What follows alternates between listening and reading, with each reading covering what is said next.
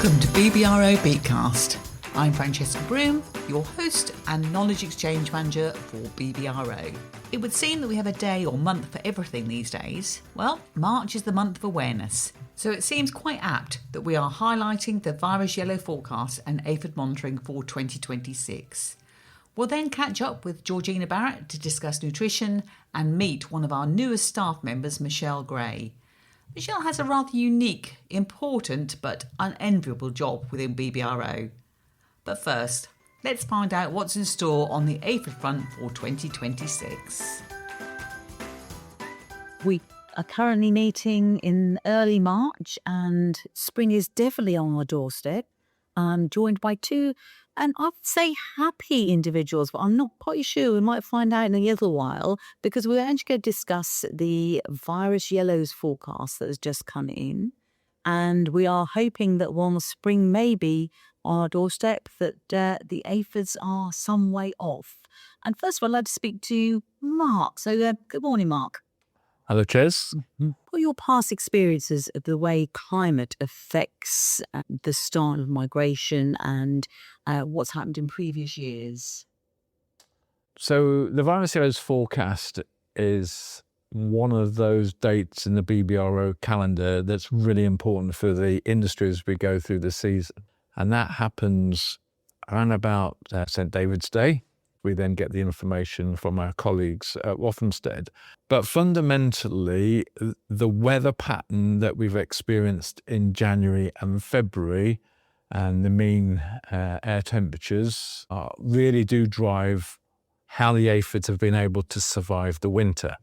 Because the aphids, the Mysis persicii, the peach potato aphid, which is the most important one, survives as live adults. And if conditions are mild and we don't have too many frosts, then they're able to survive and possibly even start to build slowly towards the end of February, and then potentially be there to continue to develop their life cycle and migrate into the crop as it's being sown or just through the early stages of emergence.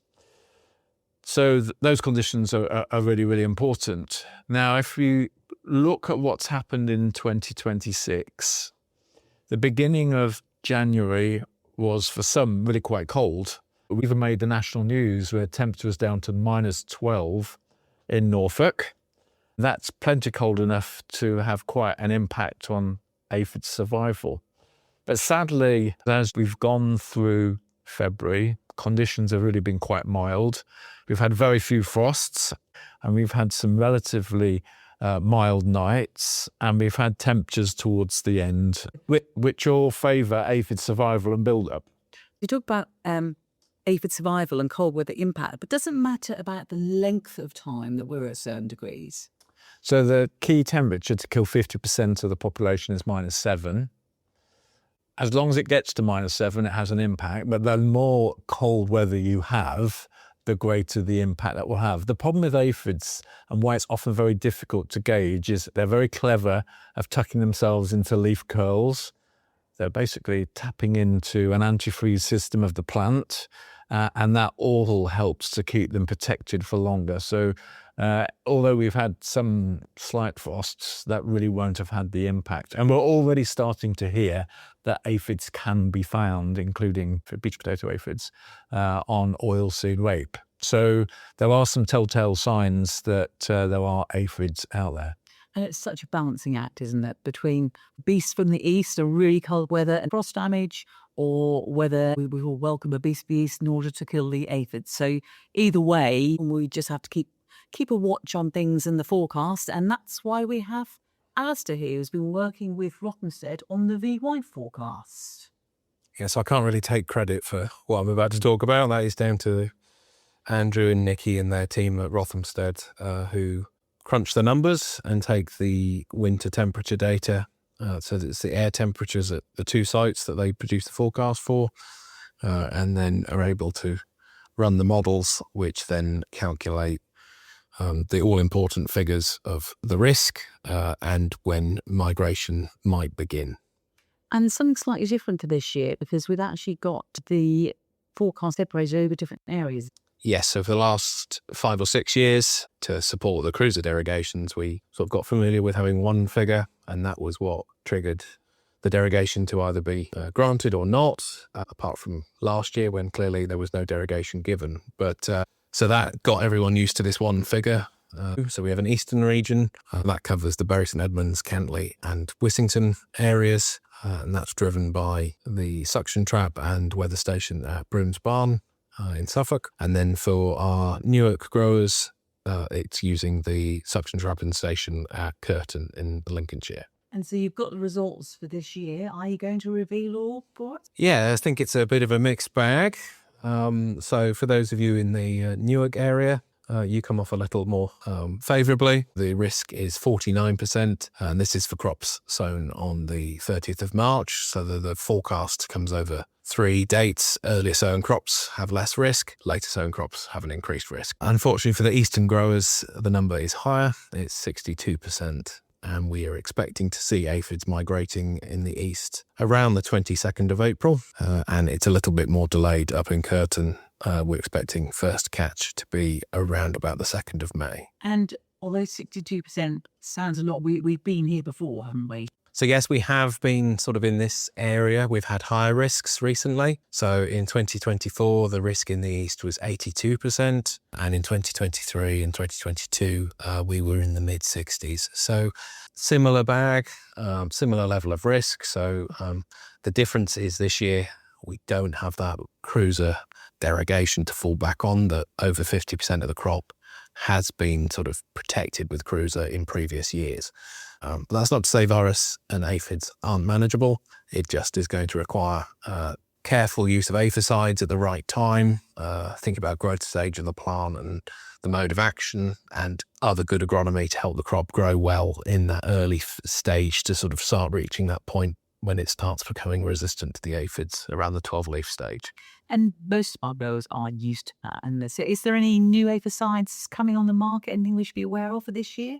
We have 3 different chemicals available, and if you look at our recently published aphicide guide, there's now a whole array of different names for flunicamide, but lots of people will be familiar with that as Topeki, but that can now be bought under various different generic names, and that sort of gives you that slower kill, but it's a true aphicide, so it disorientates the aphids and causes them to starve to death. They cease feeding. But it can appear to act quite slowly. We're very familiar with acetamiprid, which is Insist. That has very quick knockdown, but it's a true insecticide, so will kill your beneficial insects as well.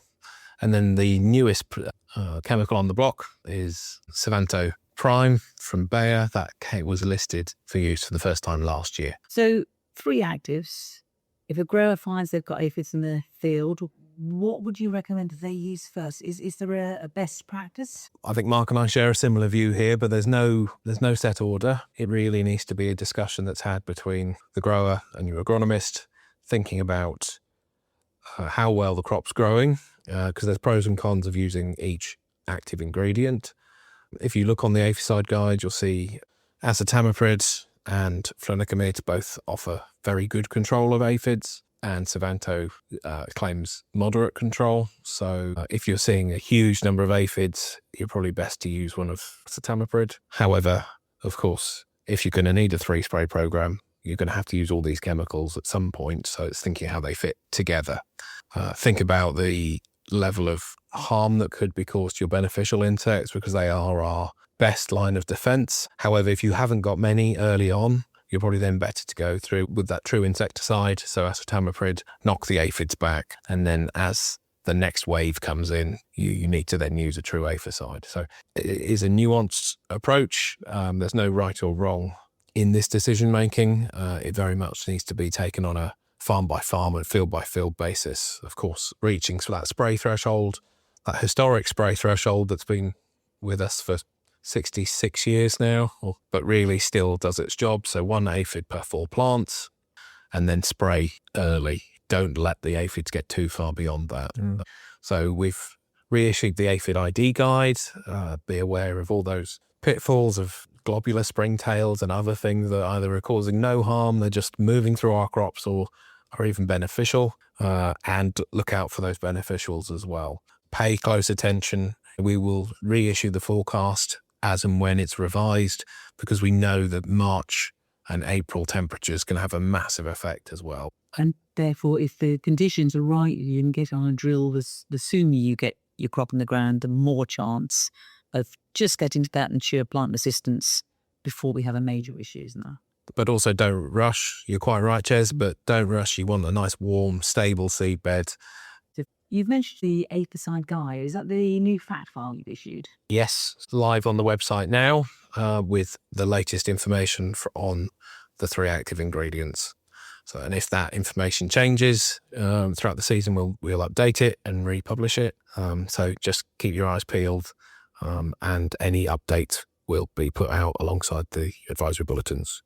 So we know where we are at the moment. We know what's potentially coming. What else can farmers do to try and make sure that they protect their crop as best as possible? Mark, what are your thoughts perhaps on hygiene? Yeah, so as we're about to go into season, I'm conscious that anything we can do on farm to minimise risk is critical, and the more we can do now, hopefully the less impacts we have from aphids and virus. But also things like Cercospora, powdery mildew, downy mildew, all the other pest and diseases that potentially could be on farm. So making sure you've destroyed all your cleaner loader sites, making sure where you've had spoil, you get rid of it. We should have already got rid of cover crops and all those other potential hosts of aphids 6 weeks before drilling. But yeah, it's just being vigilant and not forgetting the things that may come turn around and cause a problem later in the season. So, we can't emphasize hygiene enough, particularly as we've already alluded to, it has been generally a mild winter.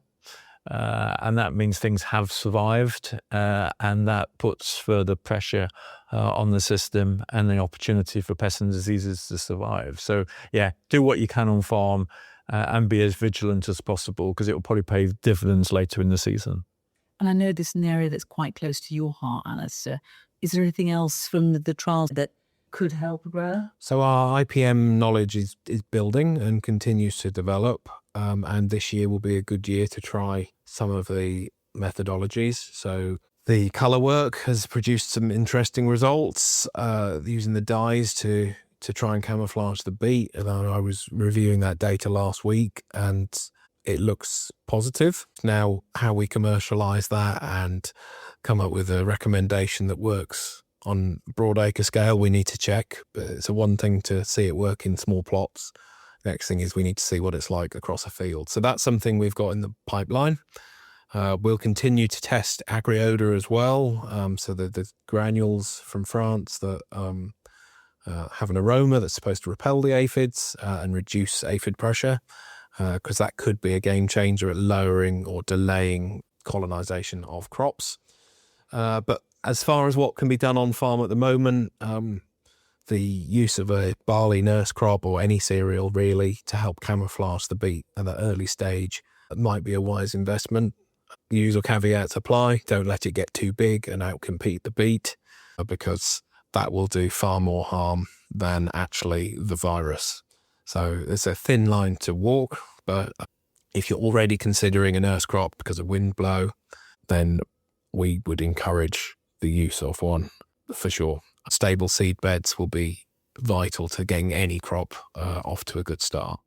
And of course, BBRO will be there every step of the way. As Alf mentioned, the advisory bulletin and any news we have will get out as soon as possible. And for anyone listening, if you've got any problems, then please do give us a call and we'll try and help. Although aphid migration remains critically important, the crop is not yet in the ground. But are you prepared? Are the nutritional inputs in place to meet the crop's demand during emergence? Let's hear George Barrett's take on early season nutrition. A great way to build resilience in pests and disease is to actually manage the amount of nutrients the crop has, and understanding that we've got the right nutrients at the right level available at the right time. And that's why nutrition features quite heavily in our Beat Your Best topics. And I'm joined here today by Dr. Georgina Barrett to talk about nutrition. So first of all, George, why is nutrition so important? I think we're all aware that nutrition, whether you're a plant, an animal, human being, is really key to making sure that you're able to function at your best and to maximise your performance. I wouldn't want to say a sugar beet is an elite athlete, but obviously I love sugar beet, and to me it is the elite athlete of the plant world. We feed it very well at the start. I mean, it puts on an incredible amount of biomass over the season, doesn't it? I think that's why I've always loved it as a crop. So being able to build that biomass, maximise light interception, all needs to be driven by having the right nutrition available. So it's key. If anything is limiting, and a lot of you will be familiar with Liebig's barrel, and that one nutritional element being limiting limits the whole performance of the plant. So it's making sure that we've got all the right nutrients there. As you said, right time, right place, and you'll get the crop that you want. Now, I've got this image of this little sugar beet with arms and legs running across a field. So we all know that nitrogen is probably the most highlighted nutrient. It's the one we all talk about. But are there any others that are perhaps under the radar that we should be looking out for? I think early season, you're pretty much going to be there. So your nitrogen, your P's and K's, you'll all be very aware of. Looking later on, we really want to be thinking about some of our foliar sprays. So a little bit later on in the season, particularly looking at your manganese. Manganese is one that it can hide in different things. So beet has that frustration that a lot of its nutritional deficiencies involve the plant going yellow. Also, virus, plant goes yellow. So sometimes it gets a bit confused. Even with beet moth damage, if you do have it again early on, it can be stressing the plant and it can go yellow. But the one to look out for nutritionally is that manganese and that speckled yellows look. There's some other things that you'll be aware of, but I'd say that's one that does often crop up and it is worth getting foliar in there. The other challenge with manganese is the fact that if we're dry as well, so, and this, I mean, it goes with all nutrients really, if we've got that dry spell, getting some foliar applied nutrition on can be really beneficial, so we're getting it in through the leaves rather than relying on there being adequate soil moisture for uptake. So currently we're in March. What can growers do about that now? And what I would say is just making sure we're on top of our soil pH as well. Again, might be a little bit late by the time you're listening to this, but just being aware and making sure your soil pH is optimum, because that is applicable to any nutrient that you're putting on. And also just, you're only going to know sometimes with beet, frustratingly, if you've got it right when you look towards the end of the season. We do get spoken to quite a lot at BBRO about, how can I make sure I've got my nitrogen correct? How can I tailor it in the season? And that's because, some people look at it like a cereal crop where you can have that later application. You're looking at quality and grain fill. We don't have that. By the time it's too late in beet, unfortunately, it is too late with nitrogen to do anything about it. So I think there's that chance to reflect and see if you're getting things right. And ultimately, you can go all the way to the end of the season, or even look at last year's returns. Do you have high amino N impurities? That might suggest that you've got excessive nitrogen application from last season. So maybe you want to tailor that for this season as well. Just something to reflect on that can be useful. Yeah. And one last point. When is it best to have the nitrogen available for sugar beet? Nice and early. We want that maximum availability early on, so maximum canopy growth by mid-June to maximise our light interception. What we don't want is late end, because the plant then prioritises growing its leaves, not improving that storage route and increasing the size of that storage route, which is obviously what we want to focus on. And lastly, we want that sugar as well. And excess nitrogen actually suppresses our sugar levels. So nice early nitrogen, nice big canopy, maximum light interception, and then we're building sugars and root yield without the need for later nitrogen. That will all be supplied from the natural cycling of the soil. We don't need to apply anything. And I will just quickly add on to that, if we are thinking about late lift, because it's a question I always get, shall I put more nitrogen on? No, focus on your fungicide program and maintaining and keeping that canopy healthy. You don't need additional nitrogen later in the season. So if they follow your advice, we should have a really good crop ahead. So yes. Thank you very much, George. Thanks, Chaz. And finally for March, we'll have a quick beet catch up with one of the BBRO staff members in the Norwich lab. Michelle, you're the newest member of the BBRO team, and like most of us, you've got quite a unique job, haven't you? Yes, I do. I've been placed in charge of the horticulture of our yellow viruses and also rearing aphids. Now, rearing aphids, when we've got growers that are doing their best to keep them out of the crop, what on earth are you doing having to rear them? That's a really good question.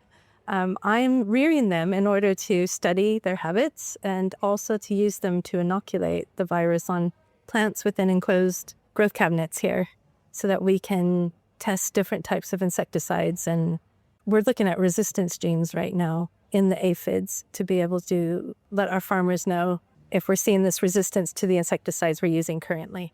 I know we have a number of trials at the moment that rely on aphids. So how many roughly are you having to rear? At the moment, it's starting out in the few thousands, but it will then bulk to hundreds of thousands per virus. These will all be within enclosed areas, and they will be transferred over to field trials in late May. Yeah, and I think the whole team normally gets involved and we all Yes. come out and help to inoculate the plants. But it's not a case of just putting the aphids out there. There's a lot more to be done, isn't there? Yes, there is. We have to make sure that we have just that virus in each one of the cultures. So I do routine checks on those to make sure I don't have any cross-contamination within each culture group. I make sure that these aphids are healthy because healthy aphids will do the job better. And so I keep them on a plant called Chinese cabbage, which has a really high nutritional value for them, and they love it. And then we bulk up to the point where they can then be put out on these 10,000 plants per trial. So once they go out into the actual trial, we don't leave them very long, do we? No, we don't. We leave them just long enough to pass on the virus, and then they are killed off in order to not let them escape and move on to other fields. And as I understand it, in previous years, we've had to create like a buffer zone. Yes, we have buffer zones around each one of the field trials in order to maintain the population in that field. They've got lots of healthy plants for them to munch on, so they shouldn't be interested in trying to go somewhere else. So that's an awful lot to take on in what, 3 months you've been with us? 3 months. I had done small little collections of horticulture in my previous role. So this is a much larger collection, but I've had a lot of good people that are training me and keeping me in the know here. This is really nice. Yeah, well, hopefully it sounds like you're really enjoying the job. I am enjoying it, yeah. And we look forward to coming out and giving you a hand in inoculating later on in May. Thank you. Well, that's all from me this month. Don't forget, the Aphicide Guide is available on the BBRO website. That's www.bbro.co.uk, and it's resources fact files, where you'll also find information regarding nutrition. I hope you enjoyed this month's BeetCast, and thank you for listening.